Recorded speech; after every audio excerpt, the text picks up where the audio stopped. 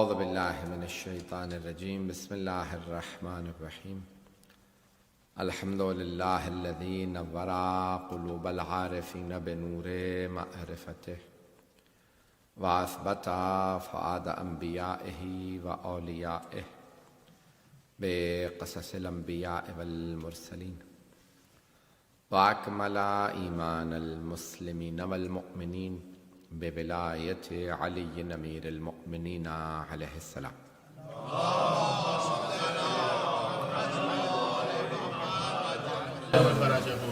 والصلاة والسلام والتحیۃ والاکرام علی افضل الموجودات العبد المؤید والرسول المسدد المصطفى الامجد المحمود الاحمد اعنی ابا القاسم محمد اللهم صل على محمد وآل محمد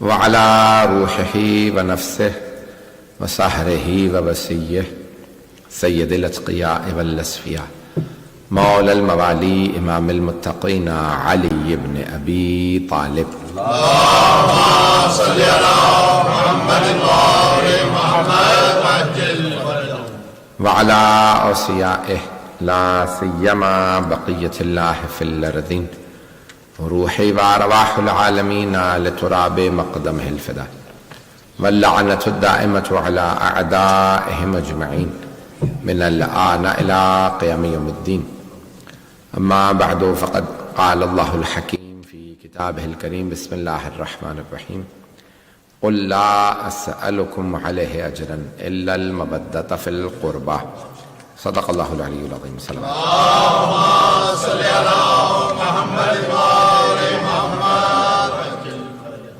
سورہ فاتحہ کی درخواست کی گئی ہے مرحوم سید زاہد رضا، سید محسن رضا، سید وحید الضیاء رضا رضوی، سید بشیر حسین رضوی، غلام زہرا، سید شبیر حسین گیلانی، بلقیس بیگم، فرزانہ کوثر احمد، حسن زمانی کے لیے اور حاضرین کے تمام مرحومین کے لیے، تمام شہداء کے لیے، میری پھوپھیزاد بہن کا انتقال ہو گیا، ان کے لیے الفاتحہ۔ بسم اللہ الرحمن الرحیم الحمد للہ الرحمن الرحیم اهدنا الصراط المستقيم صراط الذين أنعمت عليهم بسم الله الرحمن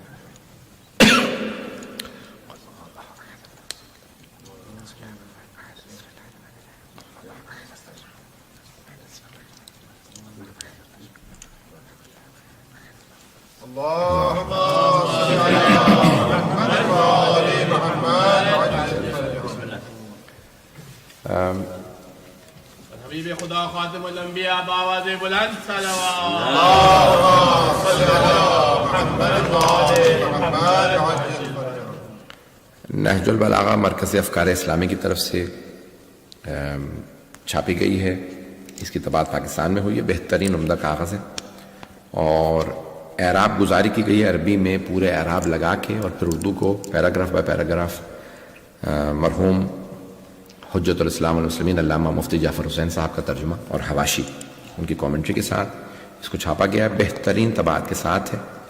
اور اپنے گھروں کے اندر بھی کتابیں رکھیں، جب گھروں میں کتاب نہیں ہوتی تو جب انسان کے پاس فری ٹائم ہو تو وہ مطالعہ نہیں کرتا، اس کے علاوہ جب بھی انسان کے پاس فری ٹائم ہو تو انسان کبھی کبھی چاہے خطبہ دیکھے، خطبہ نہ دیکھے خط دیکھ لے، نہیں تو مختصر جو اقوال ہیں انہیں دیکھ لے۔ تو کتابوں کا رکھنا گھر میں بہت ضروری ہے، خاص طور سے قرآن کریم کا، نہج البلاغہ کا، صحیفہ سجادیہ کا ہمیشہ گھر میں ترجمہ ضرور رکھیں۔ تو اس پہ بہت محنت ہوئی ہے، اس کو پروف ریڈنگ میں، اس میں طباعت میں بہت کاسٹ آئی ہے، ہدیہ صرف اس کا 15 پاؤنڈ ہے۔ تو آپ لوگ جو ہے اس کو ضرور، یہ حجت الاسلام والمسلمین مولانا مقبول علوی صاحب نے اس کی زحمت کی ہے، آپ کی پوری ٹیم یہاں موجود ہے پیٹر برا میں، یہاں ان لوگوں نے بہت اس پہ محنت کی ہے۔ ہو سکے تو دوسروں کو بھی گفٹ کریں یہ کتاب، دوسروں کو صحیفہ سجادیہ اور یہ نہج البلاغہ گفٹ کریں تاکہ لوگ پڑھیں۔ صحیفہ سجادیہ بھی علامہ مفتی جعفر حسین صاحب کی 3 کتابیں اپنی انہوں نے زندگی میں، شاہکار، نہج البلاغہ کا ترجمہ اور حواشی، صحیفہ سجادیہ کا ترجمہ اور حواشی، اور سیرت امیر المؤمنین 2 جلدوں میں ان کی ہے، تقریباً 1150 صفحے۔ یہ صحیفہ سجادیہ بھی بہت مولا سجاد علیہ السلام کی دعاؤں کا مجموعہ، تو اس میں دعائیں ہیں ایک طرف اور ترجمہ، اور ترجمے کے ساتھ نیچے حواشی کامنٹری ہے علامہ مفتی جعفر حسین صاحب کی. بہترین اردو اس کی تھوڑی سخت ہے لیکن بہترین اردو ہے, بہترین کہہ لے ترجمہ ہے, بہت دقیق یعنی to the point, accurate, precise, اور بڑی اس پہ محنت ہوئی ہے. میں نے دونوں کو خود یعنی کہہ لے کہ اس پہ میری نظر گزری ہے, طالب علمی کے زمانے میں بھی, لڑکپن جوانی میں بھی, طالب علمی کے بعد بھی, خطابت کے دوران بھی, اور ابھی بھی جب میں دیکھتا ہوں اردو کے ترجمے تو علامہ مفتی جعفر حسین صاحب کا ترجمہ دیکھتا ہوں. انہوں نے بہت محنت کی ہے اور یعنی واقعاً ان کے اوپر بہت ہی کرم تھا اہل بیت علیہ السلام کا. تو اللہ نے ان کو بہت توفیق دی اور انہوں نے یہ واقعاً ایک شاہکار دیا. تو یہ جس قدر ہو سکے اس کو عام کیجیے لوگوں کے درمیان میں, ہر گھر میں ہونی چاہیے. اگر اردو جانتے ہیں تو رکھیں ضرور انشاءاللہ گھر میں. تو یہ اگر پورا سیٹ لیں گے تو 25 پاؤنڈ میں دونوں کتابوں کا سیٹ, یہ آپ کے یہاں پہ حضرات نے اس کو رکھا. سبسیڈائزڈ ہے کیونکہ اس کی جو پروف ریڈنگ میں اور اس کی جو ایڈیٹنگ اور کام میں بہت زیادہ اخراجات آئے ہیں, اور اس کے بعد بھی الحمدللہ یہ طباعت عام ہے. میں نے 20% القائم کو جاتا ہے, جو بھی آپ کا جو آپ اس میں خریدیں گے تو 20% جو ہے پروفٹ میں سے وہ القائم آپ کے سینٹر کو جائے گا. تو مجھ سے شاہ صاحب نے چاہا, درخواست کی کہ بھی اس پہ ذرا تھوڑا سا بول دیجیے گا. مولانا صاحب نے بھی چاہا ہے تو مولانا صاحب کا جو ہے وہ فرمائش میں نے کل لازمن پوری کر دیں گے. انہوں نے اس پہ واقعاً بہت محنت کی ہے اور جتنی دفعہ وہ پورے پاکستان میں اس کی طباعت کروا چکے ہیں, اس کی پرنٹنگ ہوئی ہے, اس کا بہت فائدہ ہو رہا ہے. بہت سی کتابیں ہمارے پاس جو ہیں وہ دستیاب ہی نہیں ہوتی, لوگ خریدنا چاہتے ہیں, وہ کہتے ہیں اچھی طباعت ہو. پھر اچھا کتاب اکثر ہمارے یہاں چھپتی ہے تو مذہبی کتابیں اس کی پرنٹنگ اچھی نہیں ہوتی تو پڑھنے کا جی ہی نہیں کرتا. اس کی پرنٹنگ بہت خوبصورت ہے, کاغذ بھی مہنگا ہے اور پرنٹنگ بہت اچھی. میں نے یہ موضوع جو شروع کیا تھا مودت, یہ اسی موضوع کو میں جاری رکھوں گا جو میں نے کل شروع کیا تھا. جو حضرات کل تھے تقریباً سارا مجمع ہی زیادہ تر کل کا ہے, لیکن بہت سے ایسے لوگ ہیں کہ آپ کو پتہ 20 یعنی جو ہمارا مجمع خاص مخصوصی یعنی تاریخ میں آتا ہے چہلوں والے حساب سے, تو وہ تو سب نہیں آئیں گے. مجھے اندازہ تھا کہ چہلوں کی مجلس تھی, لیکن میرا موضوع وہی جاری رہے گا جو میں نے کل شروع کیا. میں نے بنیادی طور پہ فرق پیش کیا تھا مودت. آج مودت کے طریقوں کو پیش کروں گا اور پھر قربہ کو پیش کروں گا اور سوال کو پیش کروں گا. تو قل لا اسألکم علیہ اجرا, حبیب خدا فرما رہے ہیں میں اس پر یعنی کس پر, یہ جو میں نے تبلیغ کی ہے اس پہ تم سے کوئی اجر نہیں مانگ رہا. میں نے کل کہا تھا کہ اور انبیاء سے بھی کہا گیا, تو آج دیکھ رہا تھا تو 5 انبیاء کا تو ملا ہے جن سے کہا گیا, تو انہوں نے فرمایا کہ وما سألت, میں آپ سے کوئی اجر نہیں چاہتا. لا اسألکم علیہ اجرا ان اجری الا علی اللہ, یعنی انبیاء کی اقوال قرآن کریم میں ملتے ہیں. تو یعنی انبیاء کہتے نظر آئیں گے قرآن کریم میں مختلف سوروں کے اندر کہ لا اسألکم علیہ اجرا ان اجری الا علی اللہ, میں آپ سے کوئی اجر نہیں چاہتا, میرا اجر جو ہے وہ اللہ کے پاس. تو حضرت نوح یہی کہتے نظر آئیں گے, حضرت ہود یہی کہتے نظر آئیں گے, حضرت صالح یہی کہتے نظر آئیں گے, حضرت شعیب یہی کہتے نظر آئیں گے. تو رسول خدا کے علاوہ اور انبیاء کے اقوال 5 انبیاء کا اللہ نے پیش کیا کہ انہوں نے کہا کہ میں کچھ اجر نہیں چاہتا, میرا اجر اللہ کے پاس ہے. تو سارے انبیاء منع کرتے رہے, رسول خدا نے بھی اب 3 اقوال موجود ہیں قرآن کریم میں, 3 آیات ہیں. میں نے کل 2 آیات کو پیش کیا تھا. ایک جگہ فرمایا کہ مجھے اجر نہیں چاہیے, دوسری جگہ کہا جو میں نے اجر مانگا ہے وہ تمہارے ہی کام آئے گا, اور تیسری جگہ فرمایا کہ یہ جو میں نے اجر مانگا ہے صرف ایک ہی اجر مانگا ہے کہ میرے قرابت داروں سے مودت رکھو. تو عزیزان گرامی اب قرابت داروں سے رسول خدا نے کہا میرے قرابت داروں, قل لا اسألکم علیہ اجرا الا المودۃ فی القربى, تو سوائے سے کہ میرے قرابت داروں سے. یہ تو نہیں ہے کہ بھی قرابت قربہ کس کے قرابت دار, یہ تو نہیں ہو سکتا کہ ابو سفیان کے قرابت داروں سے مودت رکھو. بات تو پہنچ رہی ہے نا عزیزان گرامی, کلیئر ہے یا نہیں ہے؟ یہ تو واضح سی چیز ہے نا کہ قرابت داروں سے اگر مودت مانگ رہے ہیں تو اپنے قرابت داروں سے کہہ رہے ہیں. یہ نہیں کہہ رہے کہ مثال کے طور پہ محلے والا یا یہ یا اسلام کو دشمن, بلکہ نہیں میرے ہی. بات پہنچ رہی ہے نا. تو میں نے جس موضوع کو شروع کیا تب یہ قربہ کل انشاءاللہ پیش کروں گا, آج میں پیش کرنا چاہ رہا تھا, لیکن یا ایک ہی آج لفظ پیش کر سکتا ہوں, یا قربہ پیش کر سکتا ہوں یا مودت پیش کر سکتا ہوں. جو آپ کہیں گے وہی پڑھ دوں گا. دونوں آج نہیں پڑھ سکتا, میں نے کہا نا ایک آج پڑھوں گا اور ایک کل پڑھوں گا. تو انشاءاللہ آج مودت یا قربہ. چلے آج قربہ پیش کر دیتا ہوں، کل مودت پیش کروں. یہ میں نے کہہ دیا، میں نے پوچھا تھا چلے ایک آدمی کی میں بات پہ چل رہا ہوں، تو ایسا نہیں کہ میں قربہ پیش کر دیتا ہوں آج کو. قل لا اسألکم علیہ اجرا الا المودۃ فی القربہ. مودت تو کل پیش کروں گا، آج آخری لفظ میں سن لیجیے. تو اب حبیب خدا فرما رہے ہیں کہ بھئی میرے قرابت داروں سے، قربہ جیو سید قریبی کو کہا جاتا ہے اقرب، اور اس کے لیے مختلف اقربا، اس کی جمع اقربا کے علاوہ منتہی الجموع ہے قربا، جمع الجموع بہت سے لوگوں نے لکھا ہے. تو قربا قرابت دار، قریبی، جو قریبی ہو، قرابت دار ہو، رشتہ دار ہو. اقربا الف سے اقربا ہے، عین سے نہیں. عین سے اقرب بچھو کو کہا جاتا ہے، اور الف سے اقرب قریبی کو کہا جاتا ہے. دو طرح کے قریبی ہوتے ہیں. سارے میرے اپنے مومنین بھائیوں سے درخواست ہے کہ اس پہ غور کیجئے گا. تو دو طرح کے قریبی ہو سکتے ہیں، دو طرح کے قریبی ہو سکتے ہیں، دو طرح کے قریبی ہو سکتے ہیں. ایک جو خونی لحاظ سے قریبی ہو، اور ایک جو قلبی لحاظ سے قریبی ہو. کچھ لوگ پہنچ گئے. تو آپ جب نماز شروع کرتے ہیں تو کہتے ہیں قربتاً الی اللہ، اللہ سے قرب کے لیے، قریب ہونے کے لیے نماز پڑھ رہا ہوں. بھئی کچھ مکے سے بہت قریب ہوتے ہیں، اللہ سے بہت دور ہوتے ہیں. میں نے مکے کی مثال دی ہے، مدینے کی نہیں دی ہے. اگر پہنچ گئے ہو حضرات تو بھئی کوئی پیغمبر اسلام سے ظاہری لحاظ سے بڑا قریب ہو سکتا ہے، لیکن دلی لحاظ سے بہت ہی دور ہو سکتا ہے. دیکھیں اب یہ ہے دو طرح کے قرب ہیں. ایک ہے خونی رشتے کا قرب، دوسرے ہے دل سے قریب. خونی رشتے میں قرب دیکھنا ہو تو دختر سے کوئی قریب نہیں، ماں سے کوئی قریب نہیں، بہن سے کوئی قریب نہیں. مستورات پیش کر دی، مردوں میں بھی دیکھ لیجئے، باپ سے زیادہ کوئی قریب نہیں، بھائی سے زیادہ کوئی قریب نہیں، بیٹے سے زیادہ. بھئی اب جناب امیر چچا کے بیٹے ہیں، لیکن پیغمبر نے پوری زندگی فرمایا علی اخی فی الدنیا والآخرہ، علی دنیا اور آخرت میں میرے بھائی ہیں. توجہ، سارے صحابہ کو صحابی کہا ہے، بھائی نہیں کہا. جناب امیر کو بھائی کہا.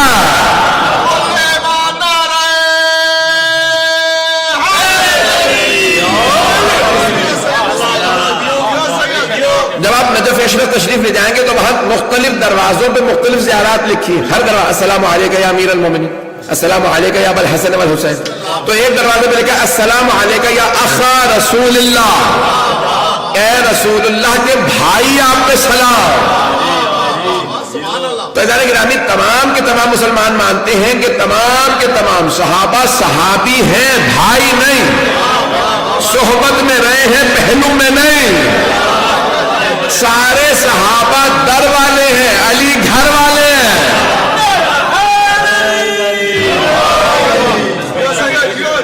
گرامی جناب امیر رسول خدا کے بھی گھر میں ساتھ رہتے تھے، اور اپنے گھر میں بھی پیغمبر کے ساتھ رہتے تھے. تو یہ قریب رہنا بہت بڑا رتبہ ہے جناب امیر کا. تو ہمیشہ ساتھ ساتھ رہے، مکے میں بھی ساتھ رہے ہیں، مدینے میں بھی ساتھ رہے ہیں، سفر میں بھی ساتھ رہے ہیں، حضر میں بھی ساتھ رہے ہیں، جنگ میں بھی ساتھ رہے ہیں، صلح میں بھی ساتھ رہے ہیں، اپنوں میں بھی ساتھ رہے ہیں، بیگانوں میں بھی ساتھ رہے ہیں، مسجد میں بھی ساتھ رہے ہیں، گھر میں بھی ساتھ، فرش پہ بھی ساتھ رہے ہیں، فرش پہ بھی ساتھ.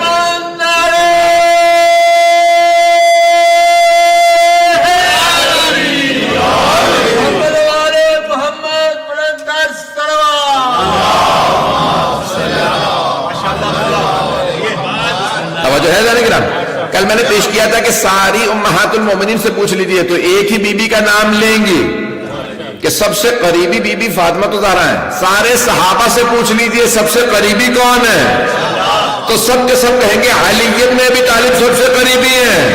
اگر علی سے زیادہ کوئی قریب ہوتا اور جناب سید سے زیادہ کوئی قریب ہوتی پیغمبر سے، تو پیغمبر انہیں مباہلہ میں لے جاتے. پتہ نہیں لوگ ہیں یا نہیں. اب یہاں تک ملتا ہے، شیعہ سنی کتابوں میں ملتا ہے کہ ایک مرتبہ جناب جبرائیل لے کے آیا کہ جنت سے اللہ نے آپ کے لیے یہ ایک تیتر یا بٹیر جو ہے وہ اللہ نے بھیجا آپ کے لیے رسول خدا کی کھانے کے لیے. تو اب سارے صحابہ دیکھنا کہ رسول خدا کے لیے آیا. تو آپ نے ایک مرتبہ ہاتھ اٹھا کے دعا کی, پروردگارا جو تجھ سے اور مجھ سے سب سے محبوب اور قریب ہے, جو سب سے قریبی ہے, اقرب الیہ, بھائی توجہ ہو, جو تجھ سے اور مجھ سے سب سے قریبی ہے اسے بھیج دے جو اس میں شریک ہو. میرے ساتھ غیر المشوی, بھنا ہوا پرندہ, بھنا ہوا بٹیر کھا کر جو یہ کھائے میرے ساتھ, جو تیرے اور میرے سب سے قریب ہو. تو اچانک جناب امیر دروازے سے داخل ہوئے, پیغمبر کی دعا قبول ہو گئی, جو تیرے سے اور میرے سے سب سے قریبی ہو اسے بھیج دے. تو اب پتہ چلا مردوں میں رسول خدا سے سب سے قریبی جناب امیر. تو صحیح بخاری کے اندر موجود ہے, اس کو بھی پیش کر دوں. ایک اور حدیث صحیح بخاری سے بھی سن لیجیے کہ اس میں فرماتے ہیں, کہا کہ بھی امام بخاری نے کہا کہ مناقب علی بن ابی طالب کے اندر بس یہ ایک حدیث ہی بہت ہے. انہوں نے 3 یا 4 سے زیادہ حدیث نہیں لکھی مولا کے مناقب میں. کہ تو بہرحال اب وہ اس میں حدیث ہے کہ یوم خندق رسول اسلام نے فرمایا لَأُعْتِيَنَّ الرَّائِيَةَ غَدًا رَجُلًا كَرَّارًا غَيْرَ فَرَّارٍ. اگلا جملہ وہ کہتے ہیں یہ قابل غور ہے. وہ کہتے ہیں وہ کیا ہے, وہ کہتے ہیں يُحِبُّ اللَّهَ وَرَسُولَهُ وَيُحِبُّهُ اللَّهُ وَرَسُولُهُ. کل میں علم اس کو دوں گا جو مرد ہوگا, کرار ہوگا, غیر فرار ہوگا, وہ اللہ اور اللہ کے رسول سے محبت کرتا ہوگا, اور اللہ اور اللہ کے رسول اس سے نہیں ہے. مجمع کیا اللہ اور اللہ کے رسول کسی سے محبت نہیں کرتے؟ کرتے ہیں, سب سے محبت کرتے ہیں, لیکن جیسی محبت علی سے کرتے ہیں ویسی کسی سے محبت نہیں کرتے. کیونکہ صحیح بخاری میں یحب اللہ ورسولہ ویحبہ اللہ ورسولہ, کہ وہ اللہ اور اللہ کے رسول سے محبت کرتا ہوگا اور اللہ اور اللہ کے رسول اس سے. بس صحابہ کیا اللہ سے محبت نہیں کرتے تھے؟ آپ تو ایسے خاموش ہو گئے جیسے محبت نہیں کرتے تھے. وہاں ہو کیجئے تاکہ میں مجلس آگے بڑھاؤں. لیکن صحابہ اللہ سے محبت نہیں کرتے تھے. کیا رسول اللہ سے محبت نہیں کرتے تھے صحابہ؟ محبت کرتے تھے, لیکن اللہ فرما رہا جیسی علی کو محبت ہے اللہ سے ویسی کسی کو نہیں, جیسی علی کو محبت ہے رسول خدا سے ویسی کسی کو نہیں ہے. تو صحابہ ویسی محبت نہیں کرتے تھے اللہ اور اللہ کے رسول سے جیسی علی ابن ابی طالب کو محبت تھی.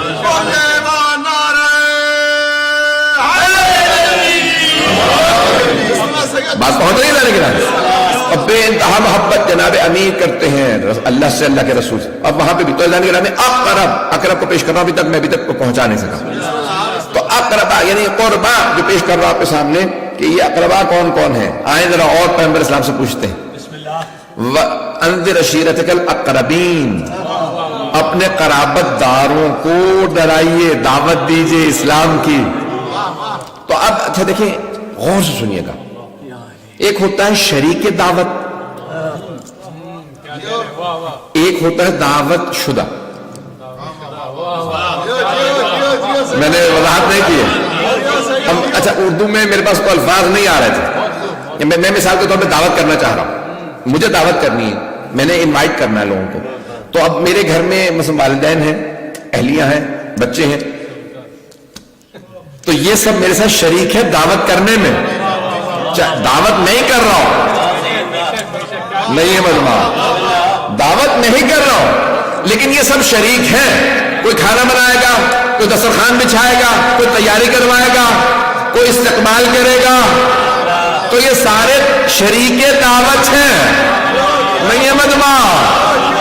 تو اقربا تو یہ بھی ہیں اور جو آ رہے ہیں وہ بھی ہیں. ان میں فرق یہ ہے کہ شریک دعوت رسول ہیں.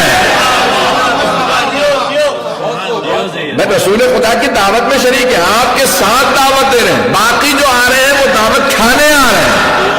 توجہ, اب ذرا آئیے دیکھتے ہیں جنہوں نے رسول خدا کی دعوت میں شرکت کی ہے. کچھ تو شریک ہے کہ بلانے میں. اب دیکھتے ہیں دعوت ہوئی کہاں ہے, دعوت ہوئی کہاں ہے. تو اب دیکھنا یہ پڑے گا. 2 ایسے گھر ہیں جہاں پہ ساری دعوتیں ہوئی ہیں, 2 گھر ہیں جہاں جب رسول خدا دعوت دیتے نا تو کہتے ہیں یہاں آ جاؤ, ملنے کے لیے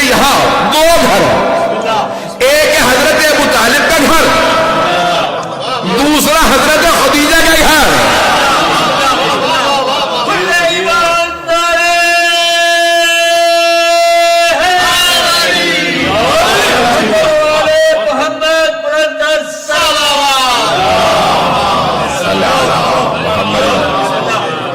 بات پہنچ رہی ہے نا.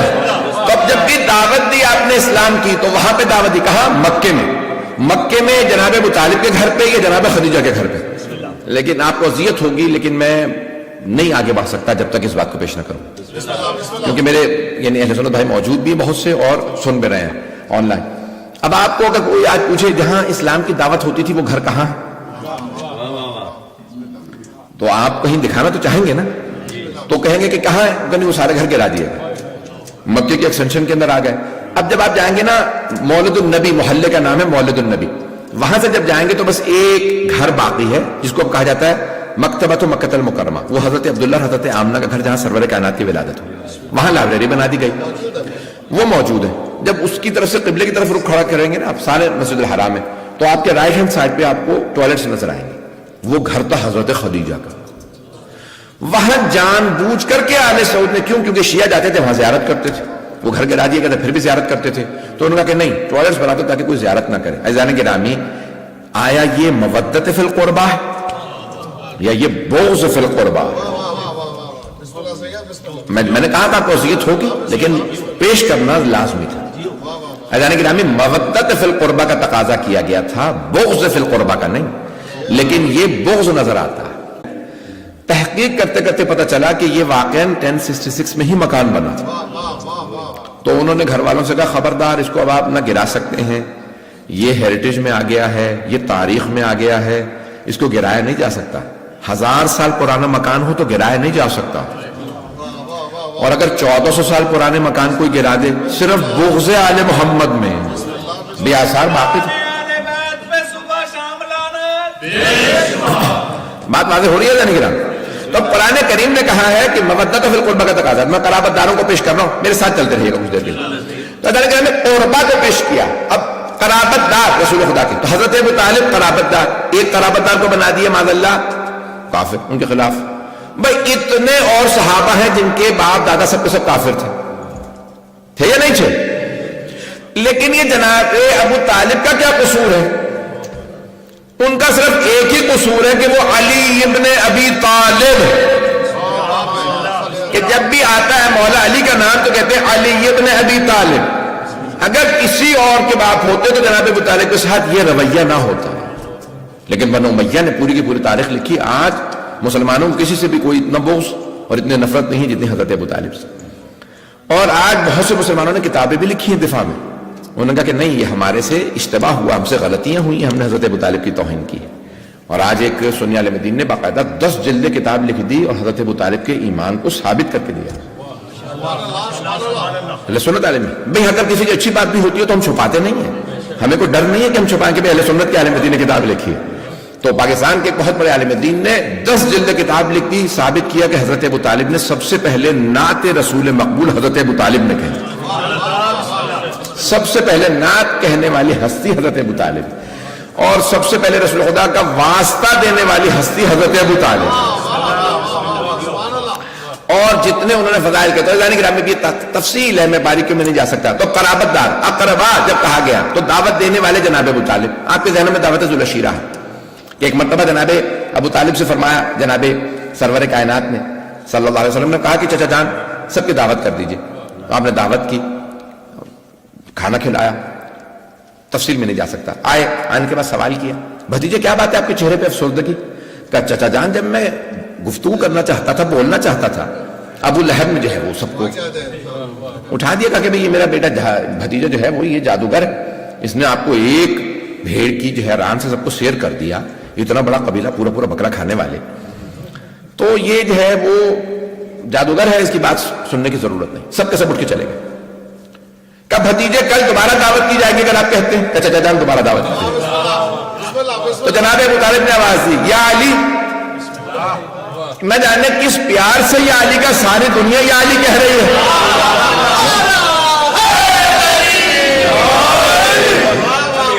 میں سنتے رہیے گا فضائل. اب میں تھوڑا سا تو چلا گیا تھا کچھ اور نکات کے اندر. اب سن لیجیے گا قرابہ کو پیش کر رہا ہوں. تو جناب ابو طالب نے فرمایا کہ یا علی دوبارہ سب رشتہ داروں کو دعوت کر دیجئے. پھر جناب امیر گھر گھر گئے. کل پھر دعوت. اگلے دن پھر یہی ہوا کہ ایک مرتبہ جب سب نے کھانا کھا لیا, جناب سرور کائنات یہاں پہ قیام کرتے ہیں کچھ بولنے کے لیے. وہاں دوبارہ ابو لہب نے کہا اٹھو کھانا کھا چکے ہو, چلو یہ میرا بھتیجا جادوگر. پھر جناب سرور کائنات کی آنکھوں میں آنسو کہ میں کلام ہی نہیں کر سکا. کہا بھتیجے کیا بات ہے؟ کہ پھر مجھے ابو لہب نے بولنے نہیں دیا. کہا کل دوبارہ دعوت کرتے ہیں, اب میں خود بیٹھوں گا, دروازے پہ کھڑا نہیں رہوں گا. میں یہ مجمع اب سمجھ میں آیا, گھر پہ دعوت دے کے دروازے پہ کھڑا ہونا سنت حضرت ابو طالب ہے. اور جناب ابو طالب نے کہا ٹھیک ہے یعنی دوبارہ دعوت دی. تیسرے دن پھر سب کھانے پہ آ گئے. اب جناب ابو طالب خود اندر بیٹھے. ایک مرتبہ جناب ابو طالب نے جناب سرور کائنات کی طرف اشارہ کیا, فوراً ابو لہب کھڑا ہو گیا اور اشارہ کر کے کہنے لگا سب نے کھانا کھا لیا چلو. جناب ابو طالب آگے بڑھے, ابو لہب کے گریبان میں ہاتھ ڈالا اور اسے ایک مرتبہ بٹھا دیا. کہا بیٹھ جا, بھی میرے بھتیجے کا کلام مکمل نہیں ہوا. جیسے گریبان میں ہاتھ ڈالا, میں سوچتا تھا 80 برس کے سن میں اتنی طاقت کا آنا سمجھ میں نہیں آتا کہ ابو لہب کو ایک ہاتھ سے بٹھا دیا. تو پھر میری نگاہوں میں خیبر کا در آ گیا. جس کا بیٹا فاتح خیبر و باپ کیوں نہ ابو طالب ہو. اسلام بلند سلام.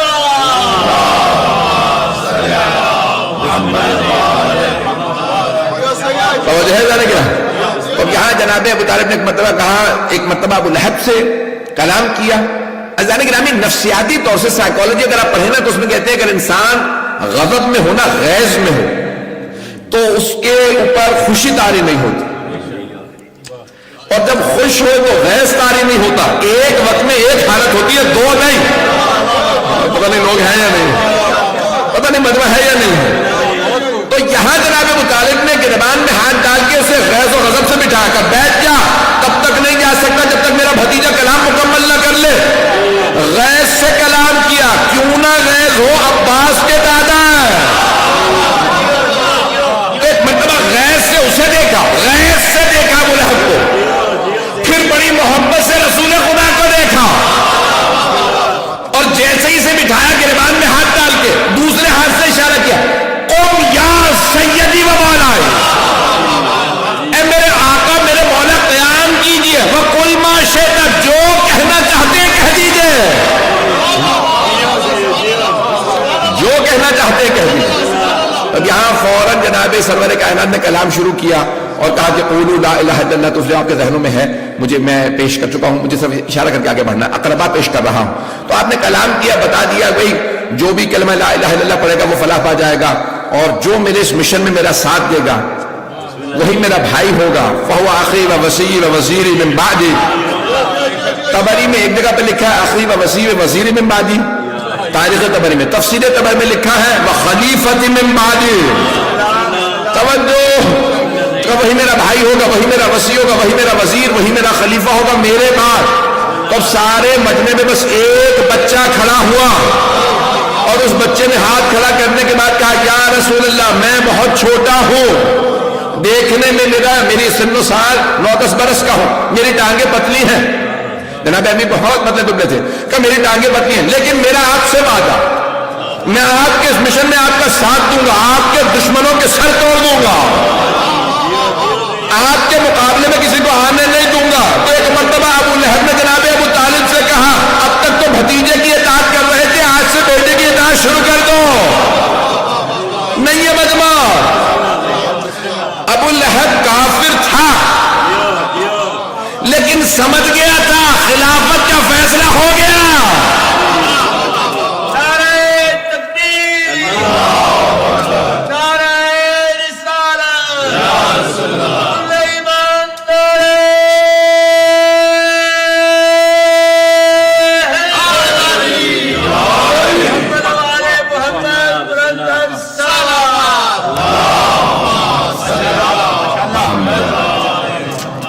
جانتا تھا خلافت کا فیصلہ ہو گیا.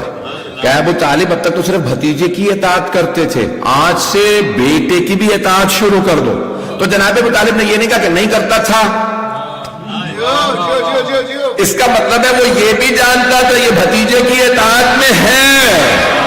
بھئی ابھی آیت نہیں آئی اطیعوا اللہ و اطیعوا الرسول، جناب ابو طالب ابھی سے اطاعت کر کے بتا رہے ہیں۔ لوگ آیتوں کا انتظار کریں گے، ہم آیت سے پہلے سے اطاعت کرتے ہیں۔ کہاں کیا حضرت ابو طالب بلند تر صلوات محمد توجہ فرما رہے ہیں جانے گرا۔ یہ اقربا میں پیش کر رہا ہوں، تو یہ اقربا وہاں پہ، اب دیکھیں چاہے کوئی قریبی ہو اقربا میں سے ہو، لیکن جب راستے سے الگ ہو جاتا ہے تو پھر انسان بعد المشرقین پہ چلا جاتا ہے، نہیں ہے مجمع۔ جب آپ ایک راستے پہ چلے نا اور ایک نے لے لیا یہ راستہ، دوسرے نے لے لیا وہ راستہ، تو اب 180 ڈگری کے اوپر جتنا چلتے جائیں گے دور ہوتے چلے جائیں گے، چاہے قریبی ہو، نہیں ہے مجمع، چاہے قریبی ہو۔ اب ابو لہب ہے لیکن اپوزٹ ڈائریکشن میں ہے، تو کوئی جو راستے پہ ہوگا وہ وہی ساتھ ساتھ رہے گا۔ تو وہاں پہ جناب ابو طالب کھڑے ہو گئے، کہا بھتیجے یہ سب اٹھ کے جا رہے ہیں لیکن میں اعلان کرتا ہوں، میں پہلے بھی آپ کی بیکنگ کرتا تھا، آج بھی اعلان کرتا ہوں، میں اسی طرح سے آپ کی کمر کو مضبوطی سے تھامے رکھوں گا، جہاں تک میرے بس میں آئے گا آپ کا ساتھ دوں گا۔ عزیزان گرامی، کوئی بھی اپنے دین کو چھوڑ کے دوسرے کا ساتھ نہیں دیتا، دین کا ساتھ وہی دیتا ہے جو اسی دین پہ ہو۔ جناب تو اقربا، عزیزان گرامی، اب یہ قربا ہے۔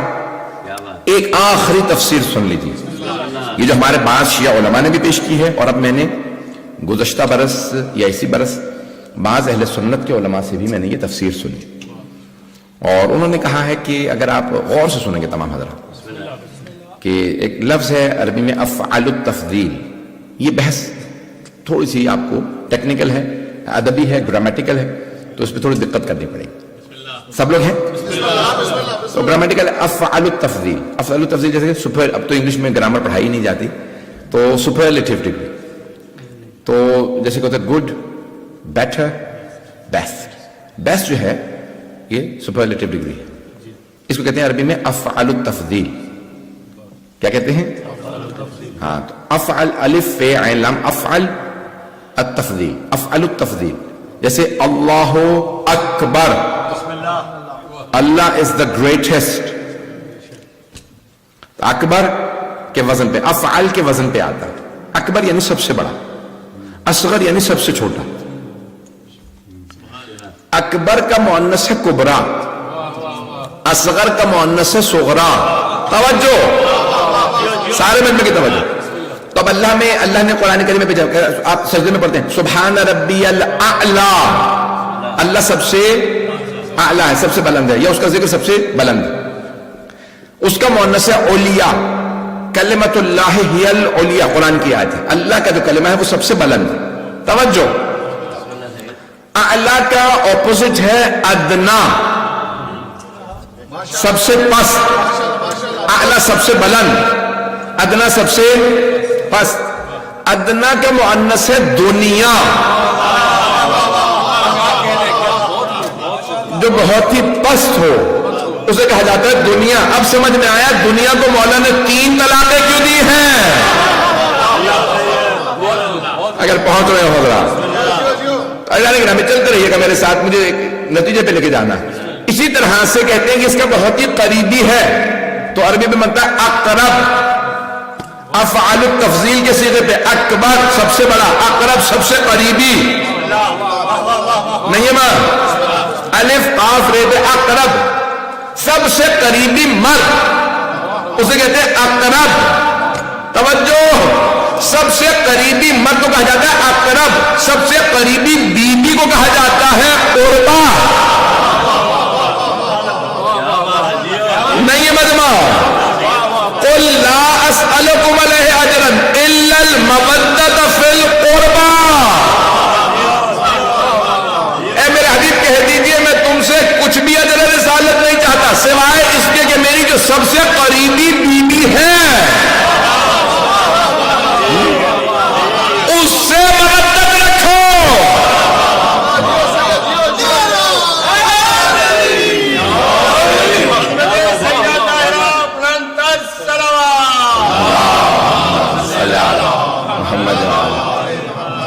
بات پہنچی ہے جانے گرام؟ تو تقاضا رسول اسلام کی طرف سے یا قرآن کی طرف سے ہے سب سے قریبی بیوی کی مودت کا احساس کرنا. میں کل پیش کر چکا کہ امہات المومنین فرما گئی رسول خدا سے سب سے قریبی بیوی کا نام فاطمہ ہے. تو جناب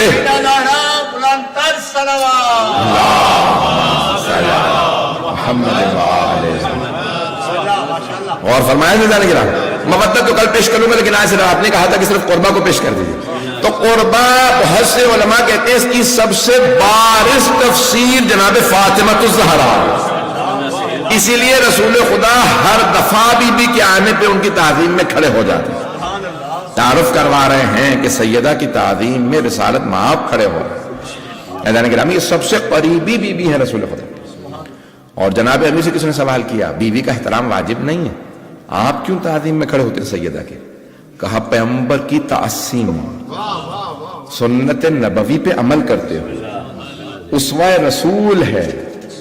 میں اور ازواج کے لیے نہیں صرف سیدہ کی تعظیم میں کھڑا ہوتا ہوں جس کے لیے رسول خدا کھڑے ہوتے تھے اس کے لیے کھڑا ہوتا ہوں. اس لیے نہیں کہ میری بیوی ہے اس لیے کہ رسول خدا اس کی تعظیم میں کھڑا ہوتا. پتہ نہیں بات پہنچی یا نہیں پہنچی. میں اس لیے سیدہ کی تعظیم کرتا ہوں کہ رسول خدا تعظیم کرتے ہیں کہ یہ سیدہ عام بیوی نہیں ہے. امام حسن و حسین تعظیم کرتے ہیں ماں ہیں. عزیزان گرامی ایک محمد عبدو اہل سنت کے بہت بڑے رائٹر ہیں نہج البلاغہ بھی تفسیر لکھی ہے ان کی کتاب ہے. آج میں دیکھ رہا تھا سارے کے سارے تو یہ ان کی کتاب سے حوالہ محمد عبدو مصر کے بہت بڑے عالم دین. یہ آخری بات پیش کر رہا ہوں میں اس کے بعد زحمت نہیں دوں گا. وہ کہتے ہیں کہ کبھی کسی نے غور کیا ہے ابنت من زوجت من ام من کس کی بیٹی ہے کس کی زوجہ ہے کس کی ماں ہے کا واحد دنیا کا رشتہ ہے کہ خود بھی معصومہ اور 3 رشتے معصوموں سے باپ بھی معصوم شوہر بھی معصوم بیٹے بھی معصوم. کہ سیدہ کی چاروں طرف رشتوں کو دیکھو تو عصمت ہی عصمت ہے. کہا لیکن اتنی عصمتیں ہوتے ہوئے سیدہ مظلوم بھی اتنی ہی زیادہ. آج میں کربلا کے حوالے سے بی بی کے کچھ مسائل پیش کرنا چاہتا ہوں کہ اگر جناب سیدہ کے کربلا کے مسائل کہ کم سنی ہے جناب سید الشہداء کی یا شکم مادر میں. بعض علماء سے میں نے یہ سنا ہے وہ کہتے ہیں شکم مادر میں. تو اس وقت روایت کے الفاظ ہیں کہ ایک دن جناب سیدہ نے جناب رسالت مآب سے فرمایا کہ بابا جان یہ جو بچہ ہے امام حسین کے لیے فرمایا کہ بابا جان یہ اکثر مجھ سے کلام کرتا ہے اور مجھ سے کہتا ہے یا امی انا عطشان مادر گرامی میں بہت پیاسا. کون؟ امام حسین علیہ السلام. بابا جان بچہ مجھ سے کہتا ہے یا امی انا عطشان اماں میں پیاسا. بابا جان میں پانی پی لیتی ہوں. تو یہی بچہ مجھ سے کہتا ہے یا امی انا غریب اماں میں بڑا غریب ہوں. غریب وہ جو اکیلا رہ جاتا ہے بابا میں دوسری خواتین کے ساتھ جا کے بیٹھ جاتی ہوں.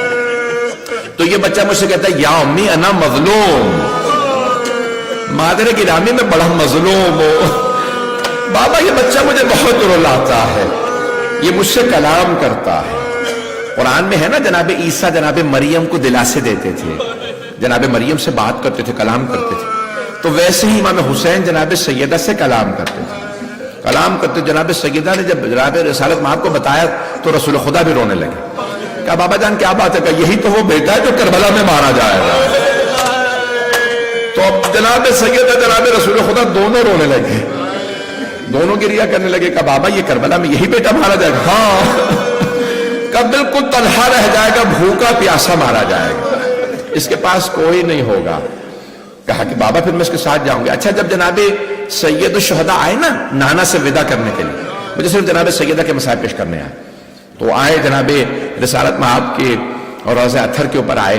تو آنے کے بعد ایک مرتبہ قبر مطہر پہ گر گئے اور آنے کے بعد کہا نانا آپ کی امت مجھے آپ کی قبر کے پاس رہنے نہیں دے رہی. نانا میں آپ کی قبر کو چھوڑ کے جا رہا ہوں میں آپ کے روضے کو چھوڑ کے کربلا جا رہا ہوں. تو گریہ کرنے لگے. تو مولا خود ہی فرماتے ہیں الوقائع والحوادث میں مرحوم محمد تقی ملبوبی نے لکھا کہ اس طرح سے جناب سید الشہداء نے گریہ کیا کہ روتے روتے بے ہوش ہو گئے اور غش کر گئے. خود ہی فرماتے ہیں کہ میں نے عالم غش میں دیکھا کہ میرے نانا اپنی قبر سے اٹھے ہیں اور جب میں چھوٹا سا تھا جیسے مجھے گلے لگاتے تھے ویسے ہی مجھے گلے لگائے. ابھی دوبارہ گلے لگایا اور پیار کر کے کہنے لگے اے میرے حسین میں آپ کے ساتھ کربلا آؤں گا. کہا نانا میرے لیے کیا حکم ہے اللہ کا؟ کہا ان اللہ شاء ان یراک قتیلا. کہا مشیت تو یہی ہے کہ آپ شہادت دیں گے. کہا نانا میری بہنوں کے متعلق کیا حکم ہے؟ کہا ان اللہ شاء ان یراہن سبایا. مشیت تو یہی ہے آپ کی بہنیں قیدی بنائی جائیں گی. بس بھائی اب علماء کہتے ہیں کہ جیسے ہی امام حسین اپنے نانا کے روضے سے اٹھے تو ماں کی قبر مطہر پہ گئے، جناب سیدہ کی قبر پہ آئے. جیسے ایک بچہ ماں سے لپٹ کے روتا ہے نا، سید الشہداء ماں کی قبر سے لپٹ گئے اور رو کے کہنے لگے اماں میں کربلا جا رہا ہوں، اماں میں کربلا جا رہا ہوں. ایک مرتبہ جناب سیدہ قبر مطہر سے اٹھے ہوں، بیٹا میں آپ کے ساتھ کربلا آؤں. بی بی کیا فرماتی ہوں گی؟ میرے لال جہاں پہ آپ گریں گے میں اپنے بالوں سے جگہ صاف کروں گا. میرے حسین میں اپنا برقعے کا دامن پھیلاؤں گی، آپ کے سر کو زمین پہ نہیں آنے دوں گی. جب شمر خنجر چلائے گا میں گلے پہ انگلیاں رکھوں گی. اجرکم اللہ اجرکم اللہ. بس بھائی میرے ساتھ چلیے گا، میں یہاں پہ تمام نہیں کرنا چاہتا. میں جناب سیدہ کے آج مسائل پیش کر رہا ہوں. اجرکم اللہ اجرکم اللہ. بس بے روایت سنیے جو میں پیش کرنا چاہتا ہوں. آج یقین مانیے پورے ہفتے کی 1.5-2 مہینے کی خستگی ہے، اس کے باوجود بھی پیش کر رہا ہوں. عزیزان گرامی، جناب سید الشہداء کا سر جس نیزے پہ تھا، شام کے راستے میں حلب کے پاس ایک مرتبہ وہ نیزہ زمین میں گڑ گیا. ایک آدمی نے شمر سے کہا شمر یہ نیزہ آگے نہیں بڑھ رہا جس پہ حسین کا سر ہے. شمر نے کہا نیزے کو کیا پتا یہ کون سا نیزہ ہے؟ کہا نہیں آگے نہیں بڑھتا. شمر آیا، اس نے نیزہ اکھاڑنے کی کوشش کی، آگے نہیں بڑھتا.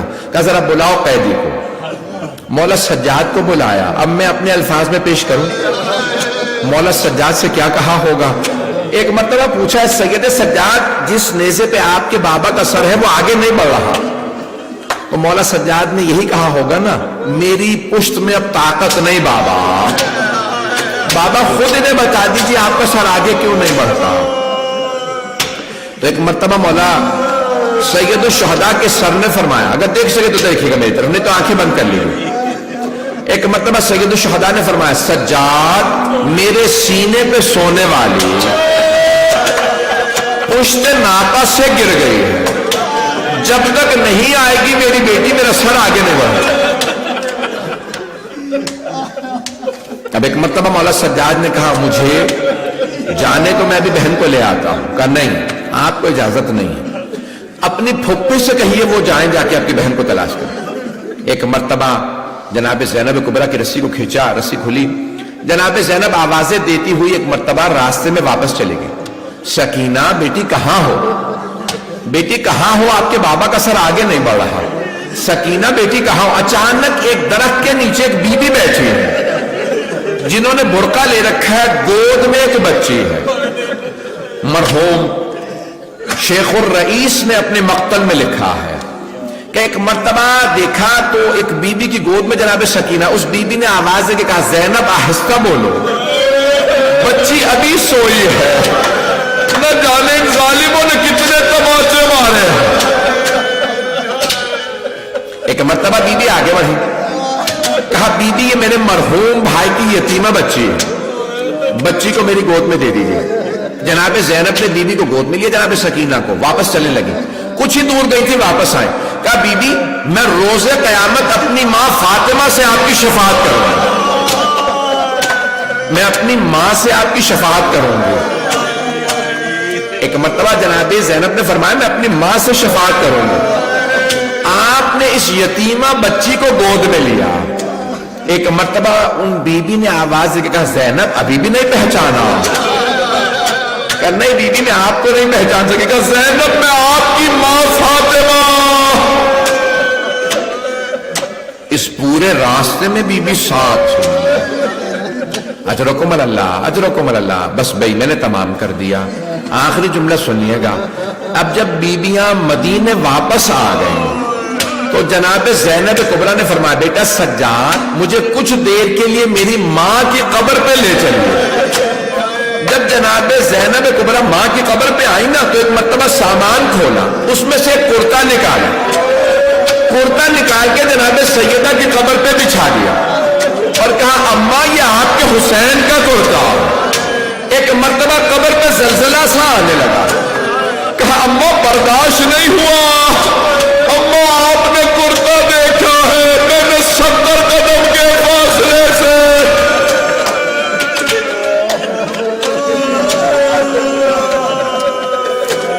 الا لعنت اللہ علی القوم الظالمین۔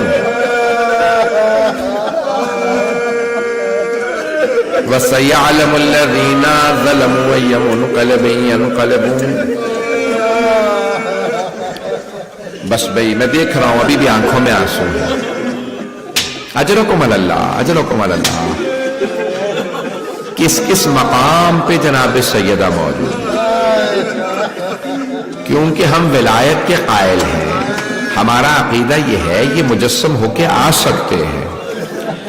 آئیں ذرا مل کے ذرا کچھ دیر کے لیے شیخ الرئیس کی میں نے مقتل سے یہ روایت پڑھی ہے، اس کے علاوہ بھی بڑے بڑے علماء نے جیسے مرحوم قزوینی نے بھی لکھا ہے، ریاض القدس میں ہے اور بہت سے مقاتل میں روایت موجود ہے، لیکن آئیں ذرا مل کے کہتے ہیں یا جناب سیدہ آپ کو کتنا صدمہ تھا اپنی بیٹیوں کی اسیری کا کہ کربلا میں بیٹا دفن کر دیا گیا لیکن آپ پھر بیٹیوں کی اسیری میں ساتھ ساتھ۔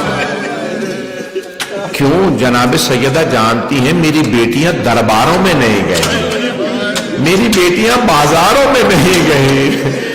اجرکم اللہ، اجرکم اللہ۔ آئیں ذرا ہاتھوں کو بلند کیجیے گا۔ پروردگارا آج کے بانی مجلس کے تمام مرحومین کی مغفرت فرما،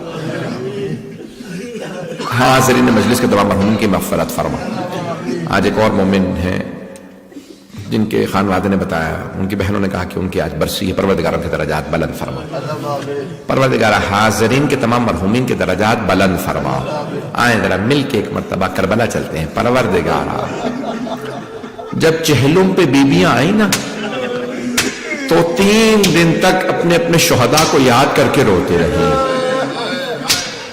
اور آپ جانتے ہیں نا زیادہ تر بیبیاں کون تھیں؟ حضرت علی کی بیٹیاں تھیں۔ ہم صرف 2-3 بیٹیوں کے نام لیتے ہیں لیکن مولا کی اکثر بیٹیاں کربلا میں موجود تھیں جنہیں اسیر بنایا گیا۔ پروردگارہ جناب امیر کی بیٹیوں کا